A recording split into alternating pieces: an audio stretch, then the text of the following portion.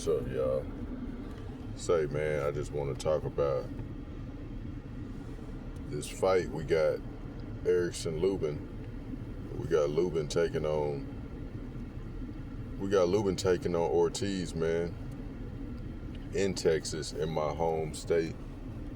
And I think a lot of people are overlooking Erickson Lubin because that's not an easy fight. It's not an easy fight at all for Virgil Ortiz, and it ain't an easy fight for Lubin. You know what I'm saying? But you gotta take into account both of them. You know, Lubin only got 2 losses, and one of them was to a prime Jermell Charlo in 2017 when he just got caught slipping. He got caught ducking under and got hit with an uppercut. It was a lights out. Okay, you lost to Charlo. Charlo is one of the best 154-pounders of all time, in my opinion. The man went undisputed. Every belt he had, he took from somebody. I mean, the only loss Charlo had was when he got robbed. I mean, at 154. The only loss that Charlo had at 154 was against Tony Harrison, which I thought he won that fight, but it is what it is. So losing to Charlo at 154, that's not that bad, bro. Like, everybody else lost to him at 154. And then Erickson Lubin lost to Fundora when Fundora was still fighting on the inside, before he learned to utilize his reach and his length like we've seen him do now, like in the rematch with Tim Tszyu, where he stayed behind his jab, you know what I'm saying, fought from like mid-range. When he fought Lubin, he was still fighting right up against his opponent, hitting him with uppercuts, and he just hit Lubin with all kinds of uppercuts, mutilated his face. Those are the only 2 losses Erickson Lubin has. Lubin is not old. He's not old at all.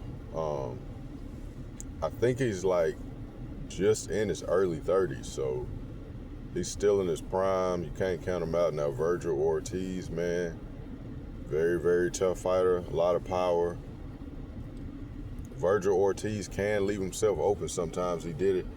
We saw against Boachuk where he got dropped twice, you know what I'm saying? But then again, you can't count him out because for a minute, Virgil Ortiz had a 100% knockout ratio. At one point, he was like 20-0 with 20 knockouts or 20 stoppages or something like this. So, you know, a lot of power. And to be honest, Virgil Ortiz did better against Madrimov than Bud did, in my opinion. He didn't swell Madrimov up like Bud did, but he looked very dominant. So a lot of people think he's just going to steamroll Erickson Lubin, and he could. You know what I'm saying? Virgil Ortiz is from Texas, too. Again, my home state. So if he wins, shout out to him. He's fighting out of Grand Prairie, Texas. The fight will be in Fort Worth. I might go ahead and get some tickets, but all I'm saying is the winner gets Jerron Boots Ennis. And at this point, we don't know who's going to win. We might end up getting Erickson Lubin and Ennis, or we might get Virgil Ortiz and Ennis, which is who everybody wants to see. Me personally, I think Boots will beat both of them, but it's boxing. Anything can happen. My whole point is just reiterating that you cannot sleep on Erickson Lubin. All right, he could shock a lot of people. You know, a very, very, very good fighter. You know what I'm saying? So I can't wait for that fight. It's next weekend, November 8th. And we're just going to have to see how it goes, man. It's Knockout Rituals, man. I appreciate y'all. Peace.